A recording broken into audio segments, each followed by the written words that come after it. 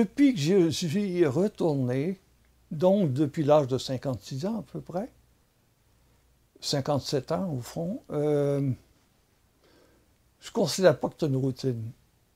Toutes les premières années, je disais le bréviaire. Quand j'ai vu qu'il commençait à avoir de la routine, l'automatisme, j'ai cessé. J'ai brisé ça tout de suite, parce que j'en avais pas d'obligation comme un prêtre, par exemple. Alors, j'ai arrêté tout de suite, dit que je reviendrai quand il y aura quelque chose de brisé dans la routine. Parce que ça devient routinier. On est des êtres humains qui se fatiguent assez vite. Hein? Et on tombe dans la routine et l'habitude très facilement. Il faut toujours se méfier de ça. Alors, c'est sûr que quand je vais à la messe, pourquoi je vais à la messe au fond? Et je me souviens d'avoir été à Radio-Canada, il n'y a pas si longtemps, peut-être, quand le livre est paru, Le danger du divin, et on m'a interviewé. Et la première question qu'on m'a posée, comment pouvez-vous retourner à l'Église quand il y a tant de pédophilie? Ça fait des années de ça. Mais comme si j'allais à l'Église parce qu'il y a ou pas de pédophilie. En général, il y a une telle faiblesse de pensée chez les journalistes quant aux religieux, quant à la vraie nature du religieux et de la pratique religieuse. Et je suis horrifié quand j'entends les questions qui sont posées actuellement. On n'a aucun sens de ce qu'est l'Église. On voit l'Église comme on peut le voir à travers ses yeux, c'est-à-dire une institution dans l'histoire, plus ou moins politique, hein. On fait souvent allusion à ça, même des gens plus spécialisés, comme dans le journalisme, disons, du côté religieux. Et ça m'horripile, parce que pourquoi je vais à la messe? Je vais à la messe, pourquoi? Ce serait un prêtre pédophile qui me donnerait la communion, ça ne changerait rien pour moi. Je trouve ça tragique dans l'Église, je trouve ça triste. Mais je ne vais pas à l'Église pour le prêtre, je vais à l'Église pour le Christ, et donc pour la communion. Pour moi, l'essentiel, c'est de communier tous les matins. C'est la chose qui me fait vivre, qui me donne la force, tout. Qui me donne sûrement l'inspiration aussi et la paix dont j'ai besoin pour faire ce que je fais. Et malgré les épreuves que j'ai pu traverser. Alors, je trouve que c'est... la fonction des prêtres est de nous transmettre le corps du Christ. C'est si simple. Et quelle que soit leur condition comme être humain, leur faiblesse, leur fragilité. On oublie toujours qu'on est des pécheurs, ce n'est pas un mot vague, c'est une réalité. Et les prêtres comme nous sont des pécheurs. Quand on a compris ça, on est beaucoup moins scandalisés. On a de la douleur, on a de la peine pour l'Église, on a de la peine pour eux. Mais c'est pas ça qui va changer mon rapport avec l'Église. Mon rapport avec l'Église, c'est un rapport avec le corps mystique. Ce n'est pas un rapport avec l'institution dans l'histoire. Ça, c'est l'histoire de l'Église. Mais l'Église, c'est pas ça. C'est pas seulement l'institution incarnée. Je pense que c'est Saint François de Sales qui disait j'aime le Christ jusqu'à la faiblesse de l'Église, ou quelque chose de semblable. Hein? C'est-à-dire que malgré l'Église, on continue parce que c'est la mère, et c'est notre mère, l'Église aussi. Donc, quand on aime sa mère, ben, il y a des enfants qui sont moins reluisants, qui font des choses qui nous désespèrent un petit peu, mais qui ne m'étonnent pas du tout. À l'âge que j'ai, je ne peux pas être très scandalisé. Connaissant un peu la nature humaine, je ne suis pas du tout scandalisé. Alors, je trouve qu'on devrait beaucoup plus s'orienter vers le rapport avec le Christ. C'est ça l'Église, c'est le corps mystique, le rapport avec les autres à travers le corps du Christ, au fond. C'est pour ça que je me rends compte que si je réponds à des gens qui ne sont pas croyants ni pratiquants, on n'a aucun accord possible. C'est-à-dire, on n'est pas sous la même longueur d'onde, on ne parle pas de la même chose. On ne peut pas se comprendre.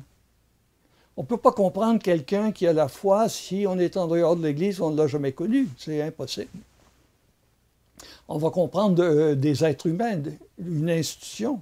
Je dirais la part de liberté, de quête intérieure doit être beaucoup plus forte qu'elle l'a été à certains moments. Je dirais qu'auparavant, on était sécurisé, on vivait dans un certain équilibre, une paix relative par rapport, on ne se poserait pas trop de questions. La chrétienté était forte. Et dès l'effondrement de la chrétienté, quand je dis chrétienté, c'est la société catholique du Québec comme telle qui s'est effondrée. Ce n'est pas l'Église en soi, dans sa réalité spirituelle. Il y a une confusion souvent entre les deux, mais il faut bien dire que c'est la chrétienté, donc c'est l'institution québécoise qui s'est effondrée beaucoup, en partie, en grande partie. Si on entend par ça la désaffection, la fermeture des églises, les religieux qui sortent des communautés, l'absence de vocation, on le voit. J'ai été très près, moi, de l'abbaye de Mont-Laurier, donc de l'abbesse Mère Marie-Jean Laure, avec qui j'ai fait un chemin de croix. Et quand j'allais là-bas, il y avait une novice chez les bénédictines. Et cette novice n'a pas pu tenir le coup parce que la communauté avait une moyenne de 70 ans. Une jeune femme de 25 ans, 27 ans ne peut pas vivre dans une communauté de religieuses de 70 ans, hein, en montant. Et c'est pareil partout. Et ce qui sauve une communauté comme les missionnaires d'Immaculée Conception, par exemple, c'est qu'elles sont répandues dans le monde. En Amérique latine, en Asie, un peu partout, ce qui fait que je dirais les vocations à Madagascar, les vocations en Amérique latine, ça fait qu'il y a beaucoup plus de jeunes ensemble qu'il y en avait chez les bénédictines, par exemple, ou d'autres communautés. Au Québec, il n'y a pratiquement plus rien comme vocation. C'est à part des nouvelles communautés. Les communautés de Sherbrooke, Jérusalem ici à Montréal, où là, il y a plus de vigueur, il y a plus je dirais, d'espérance qu'il va y avoir une sorte de résurgence, de résurrection de la foi ici. Enfin, moi, je l'espère. Qu'est-ce qu'on reproche à l'Église? Elle n'entend pas les gens et ce qu'ils disent. Elle n'entend pas, elle ne comprend pas leurs besoins et tout. Et on revient toujours avec ce fameux mot de moderne. Mais qu'est-ce que ça veut dire par rapport au sacrement, la modernité? Par rapport à la foi et à la réalité du Christ. Qu'est-ce que c'est la modernité? C'est d'abord le lien que tu as avec le Christ. Même si tu es pécheur, même si tu tombes et tu te relèves, ça va. Il n'y a pas de problème avec le pardon dans l'Église catholique. Et il n'y a pas de problème avec notre faiblesse. C'est une chose connue, on le sait, on la connaît bien. Alors, quand on parle de modernité, qu'est-ce qu'on veut? Sinon, on parle d'idéologie, c'est tout. Or, je ne peux pas me considérer ce qu'on appelle communément un catholique de gauche. Ça ne veut rien dire pour moi. C'est des thèmes politiques et des thèmes idéologiques. J'essaie d'être un chrétien. Pas un chrétien de gauche ou de droite. J'essaie d'être un chrétien. C'est quoi un chrétien? C'est d'abord quelqu'un qui est lié profondément au Christ. C'est pas autre chose. Ça ne se place pas à gauche ni à droite, ce lien-là. C'est central dans une vie. Alors, quand j'entends ces choses de journalistes en général, et parfois de catholiques aussi, qui voudraient un pape qui, finalement, ferait quoi? Est-ce qu'il irait en dehors de la tradition véritable de l'enseignement de l'Église? Je ne le crois pas. Il ne peut pas dire que tout d'un coup que le sacrement du mariage est permis entre deux hommes.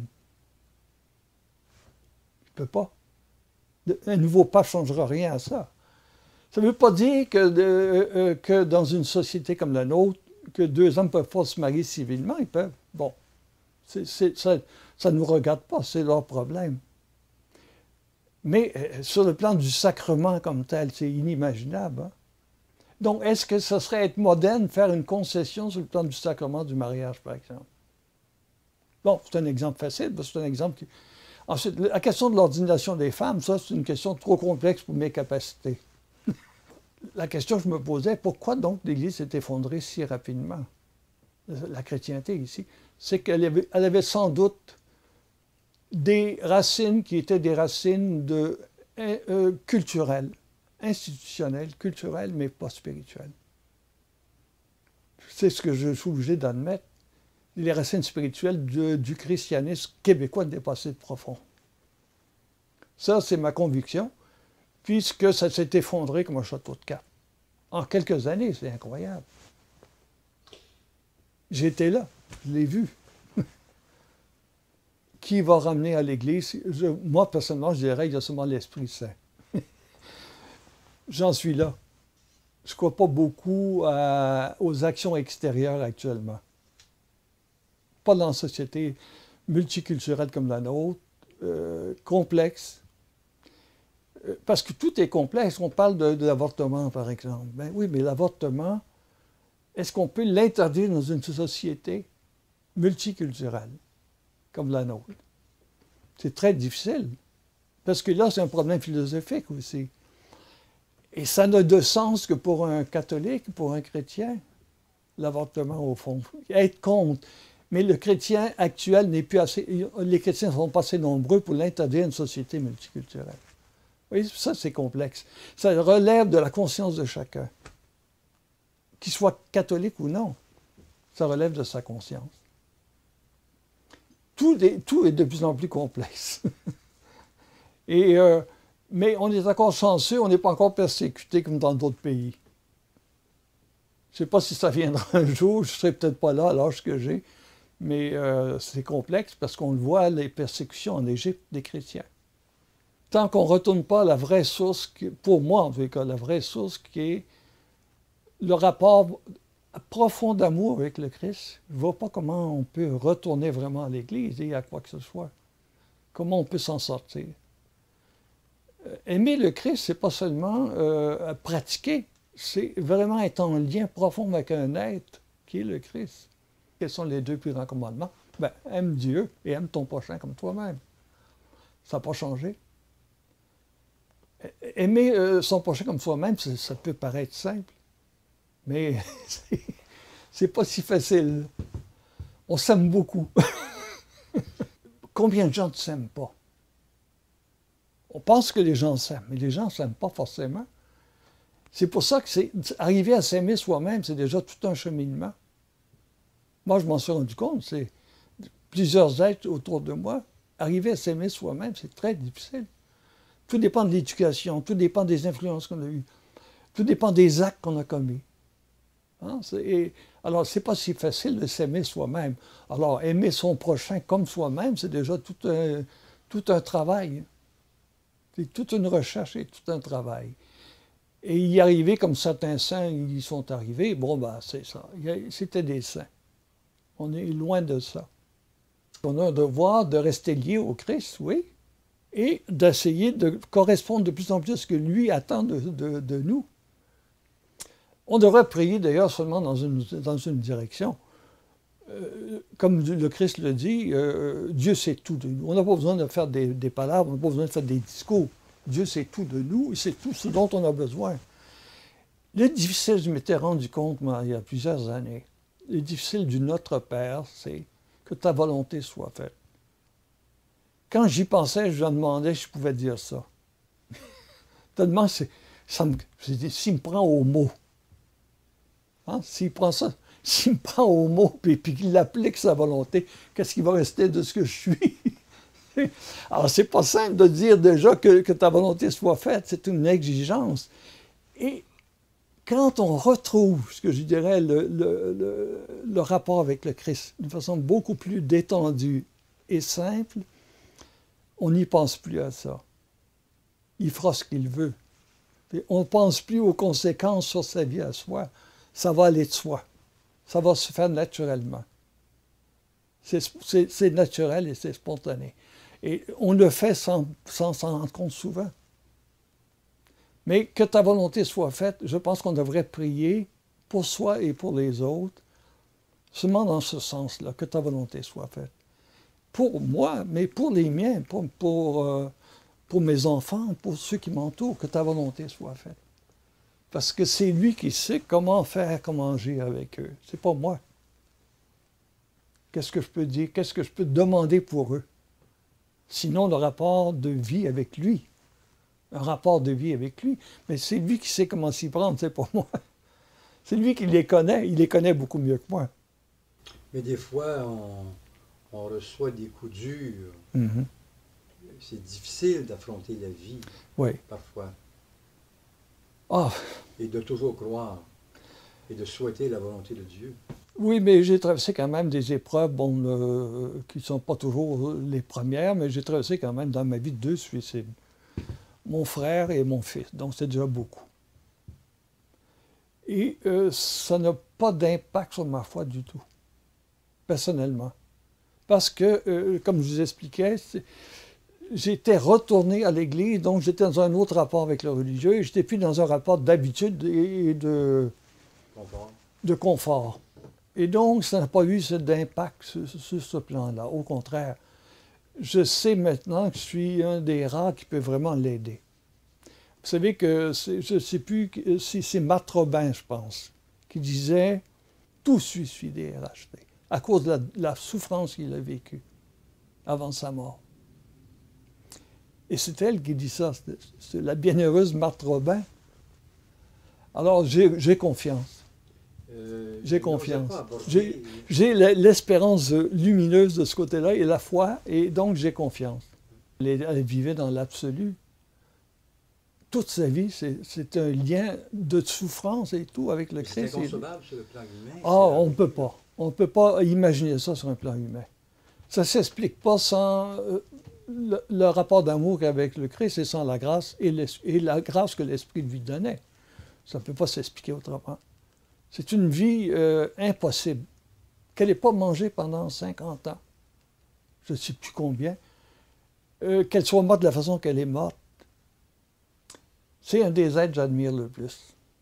Mais vous pensez qu'il soit possible qu'une personne n'ait ni mangé, ni bu pendant 30 ans? Pourquoi pas? Si Dieu a voulu, c'est rien du tout. Si Dieu l'a voulu, tout dépend du rapport qu'on a avec la foi. C'est pas un rapport c'est pas un rapport de déduction ou de science humaine. Là. On n'a pas de rapport avec la science de ce côté-là. Sur le plan scientifique, c'est impossible.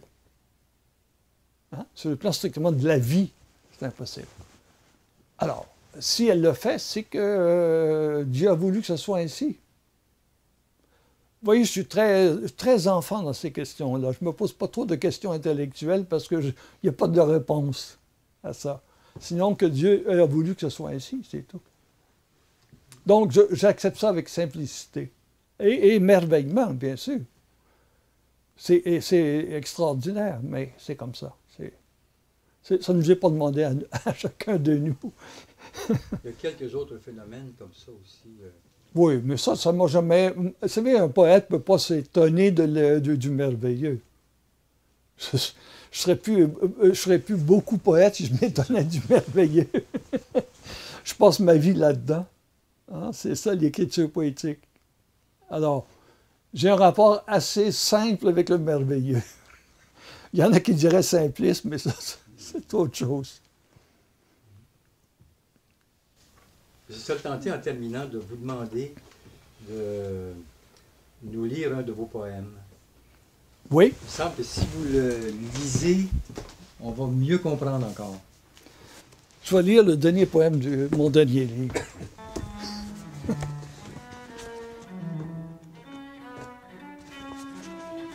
En lui, avec un L majuscule. Ceux qui, autour de la table, parlaient ont bien quitté l'espace. Et le temps qui mesurait la vie s'ouvrait sur la mort. Ils ont franchi l'immensurable, atteint la plénitude du poème dans sa magnificence. Il s'exprime à jamais en lumière, astre scintillant depuis l'extrême, sans cesser de poursuivre le chemin que l'infini trace en lui, qui adapte parfait l'être de tout naissant avec l'amour. Vous voyez, c'est ce que je dis, il n'est pas nommé et il est présent, c'est lui.